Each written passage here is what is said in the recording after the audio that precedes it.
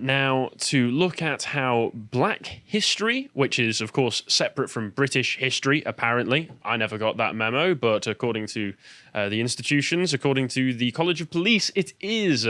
It's going to be made mandatory for UK police to learn about black history because this will help them solve crime somehow. It's the old classic of learn black history, ? Profit. I mean, makes sense to me, but before we go any further, I'd like to draw everyone's attention to this article, which is a very recent one that's on the website from a outside contributor called Connor Tomlinson, who's written a few for us in the past, called The Woeful Wokery of Doctor Who. If you're wondering how this relates, it's because the police are very woke, and that's a very woke police box. So it all makes perfect sense. But in this article, it's a very nice one. He goes and just talks about all of the issues that are caused when you try to subvert fiction to fit a very particular political allegory or ideology. And he also makes a great point, which is that wokeness in this way, activist wokeness being infesting into our media, is actually just a way of trying to reshape people's understanding and perception of reality. And you can see this, Carl's pointed it out recently before, that people in America think that like 50% of the US is black, and people in the UK think that like 25% of the UK is black, and in America it's 13% in reality, and in the UK it's what, 3.5%, something like that. But that shows the effect that this have. It does actually warp people's perception of what's actually going on around them. Yeah. This is what happens when every TV commercial requires one black person to be in it. Oh yeah, I'm pretty sure it was actually news almost, and I saw a Twitter post the other day from England saying that, oh my God, I saw a white heterosexual couple on an advert once, stop the presses, which is just... It's actually a game you can play when you're home for Christmas and watching the TV. But... Don't play the drinking game with your parents. You will all end up dead. Let's move along, though. So the Telegraph has recently reported about the Black History lessons being compulsory for all police. So let's take a look into this. Don't be afraid of being labelled as woke, the officers are told, as a new action plan launched to tackle racism. And of course, given that woke is just an offshoot of intersectional ideology, it's fantastic to know that instead of being neutral, our police are actively being encouraged to be ideologically partisan. That really instills faith in me that I'm going to get justice when I interact with the police. All police officers will have to undergo mandatory lessons on black history and should be comfortable being labelled as woke as part of a major plan aimed at tackling this must racism. Cost millions. Oh, yes. Think about it. All of the thousands and thousands of of police officers we have in this country, every single one of them needs to go through these lessons taught by accredited teachers with a Black Studies degree, right? I mean, who we are just going to be shelling out cash towards. And I doubt they're being bought on the cheap. I imagine they're on very cushy salaries fees for these classes. I'm very sure they are. I feel really stupid now, for in the past I used to make jokes about people going for like black studies and black history degrees and such. Yeah. Because of the fact that you go, oh, it's a useless degree, all you do is you go back into teaching it and it's the endless cycle. Not anymore.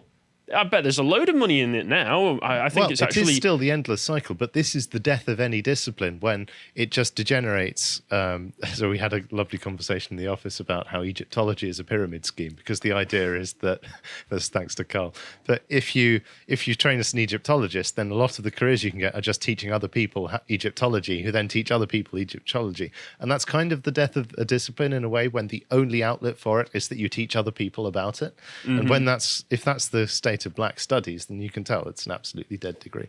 Well, I mean, that's the thing, though. It's not just being taught to these people, because once these people are taught it, they're also being told to alter their behaviour on behalf of what they now know. Yes, it is praxis. The Police Race Action Plan. I can't believe we live in a country where the police have a racial action plan. Yeah, but was that country like post-Weimar Germany by any chance? Possibly, or South Africa, I think perhaps. They pioneered the race action plan, to be honest. So it's being launched on Tuesday, and it aims to create a police service that is anti-racist and better serves black people across the country. I mean... what you can do if you want it to better serve black people is you can make sure that it better serves everybody, because black people are included, in fact, in people. They're not a separate category. I know that political ideologues have told you differently than that, but they are actually just people. And if you want them better served, just be better at being police. But the UK police plug their ears and go, la, la, la, I can't hear you. Chief constables have committed to achieving zero tolerance of racism in their forces. I would have kind of hoped that you'd already got there, to be honest. They have also pledged. This is actually like yesterday. I was covering the Church of England saying, "Oh, we are institutionally racist," and everybody's going, "Well, you guys are the ones in charge, so you retire then, so that you can get someone who isn't racist." And chief constables saying that they've not achieved zero tolerance of racism before. So it's like, what have you been doing? Why have you been letting people get away with being racist, Mr. Chief Constable? This is your fault. They have also pledged to ensure every officer undergoes training and education to better understand the history of the black communities they police. As part of the Radical Action Plan, chief constables have also committed to identifying and addressing the disproportionate use of force on black people, including stop and search and the discharge of tasers. As always with these things, there is no actual examination of why there is a disproportionate use of force on black people. It's just assumed it's because the police officers are racist, nothing to do with the behaviour of the suspects. I believe we actually have a significant body of research now demonstrating that it's not due to racism. Yes, but that's not what these ideologues will be teaching them. All forces across England and Wales will be tasked with explaining policies or practices where racial disparity exists. If they are unable to justify the disparities, they'll have to overhaul the way they operate. And this is just ridiculous, because this is just telling them to prove a negative. When they say disparity as well, they're not talking about policies where they're like, okay, if it's a black man, do this, but if it's a white man, do that. They're talking about disparities in outcomes. And nobody can ever control the outcome without a massive amount of totalitarian control. I would be much more interested in identifying and addressing the disparities in practice themselves. So, for example, when the police is hiring only people of a certain ethnic background for a certain role, that is a disparity that you need to address. Or, for instance, if a particular group of people is, for instance, molesting a different group of people, often systemically and in groups, gangs, you could almost say, why they seem to just want to turn a blind eye to that as opposed to actually tackling it. But once again, with this, what they're doing, because they are going from outcomes, they're just saying prove a negative. So this happened differently for this type of person. This is racism. You need to prove to me why it isn't racism, where rather than them having to prove to you that it is racism, which would be the normal thing to do if you're going by a burden of proof, rule of law sort of thing. But this isn't applying anymore. Other proposals include developing strategies to make forces more representative by recruiting and training, retaining black officers and staff. So again, discriminatory hiring practices based on race. Fabulous. Well, it's in one direction. I tell you, the very fact that people thought that affirmative action back in the 1960s would be a good thing, I can understand why, to address historic racism or whatever from Jim Crow. But the fact that it's managed to come over here and go so far in the other direction, where we are discriminating against other people just because they're not black, is just ridiculous. Police officers will also be told not to be afraid of being labelled woke. The barrister in charge of scrutinising the plan insisting, "I really don't see how you could be anti-racist and not comfortable with that terminology." And to be fair, he's got a point. If you are anti-racist, you are woke. Therefore, you best get comfortable with being called woke.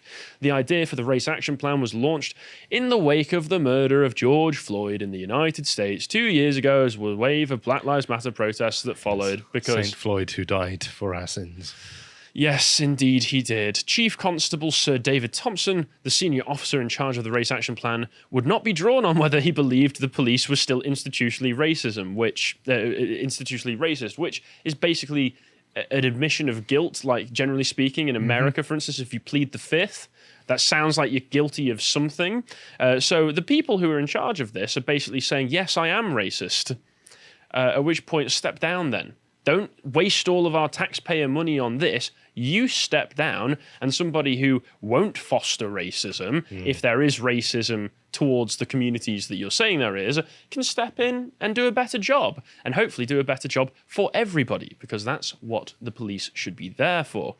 And this is especially funny coming after very, very recently, there was a Guardian article, which I saw, John directed me to, where the HM Inspector of Constabulary, Andy Cook, has said that the UK police are not the thought police. Why don't you just ask Count Dankula about that one? And articles from a few years ago from a woman called Afua Hirsch saying that the woke police are a myth.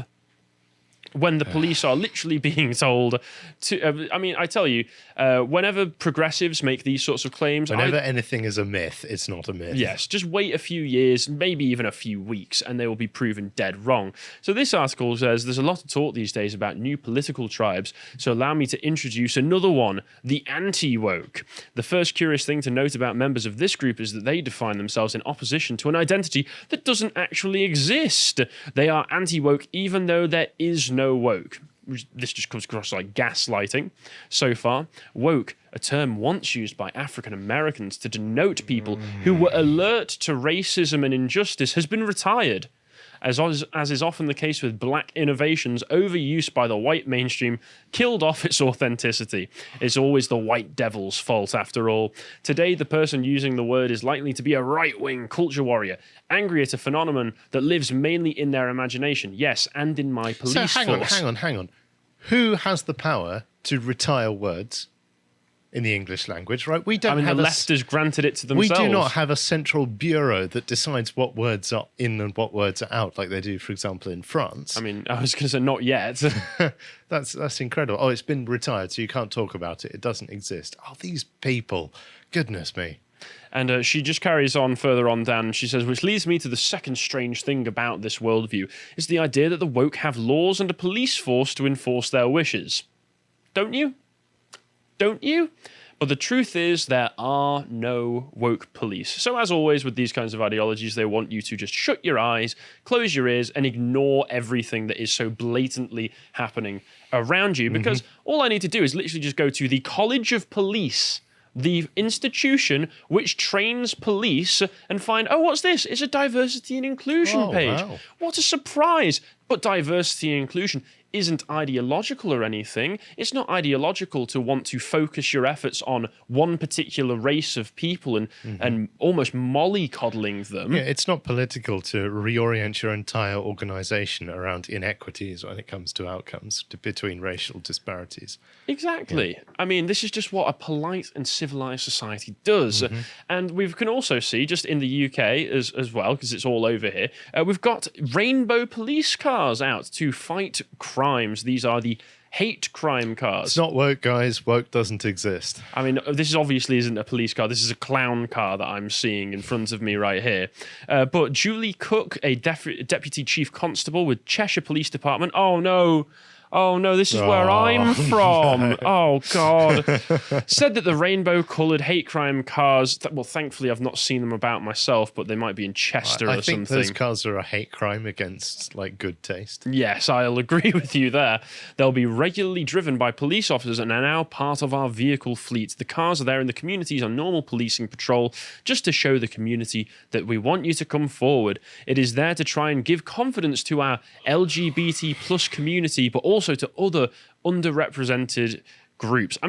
This is not here for most people. And if anything, if I'm a criminal wandering about the street and I see that driving about, I know exactly where the police's priorities are. And it's not on me if I go and rob a store later on. You can join the lumpen proletariat straight away, rob that store, do whatever you want, because they don't care about you because you're not a thought criminal. They care about what's been posted on Twitter this afternoon in your local area. So this sort of thing I just see as being empowering to criminals. And we've had it in Cambridge as well, where they've had police out with rainbow helmets to support LGBT communities.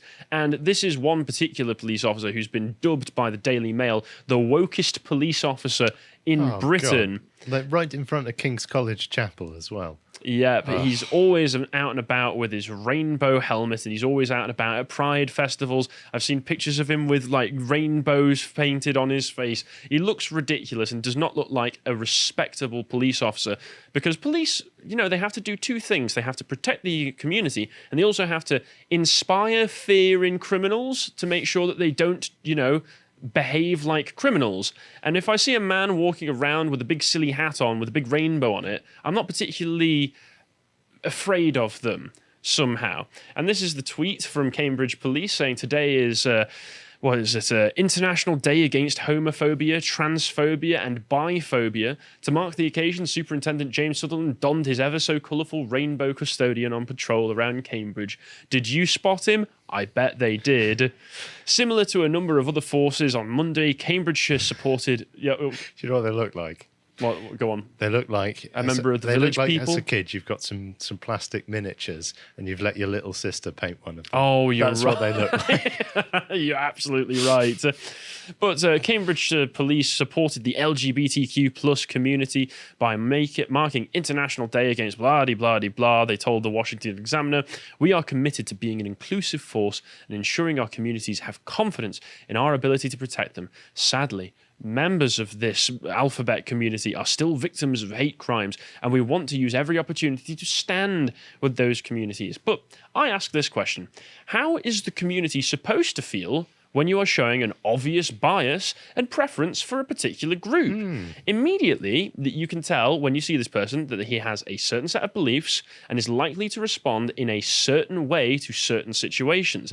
I do not trust this man to uphold the rights of man, but instead to only show privileges to certain people from certain communities. And this is what we can expect from our police in the UK. And are you happy about this? I am not. Neither am I, and you shouldn't be either. If you appreciated that segment from the podcast of the Lotus Eaters, you can go to lotuseaters.com to get access to all the premium content on the site, such as the Politics of Four Lions premium video between John and Carl. And if you want to follow what else John's putting out, you can follow him on Getter at John Wheatley on Getter. Thank you and goodbye.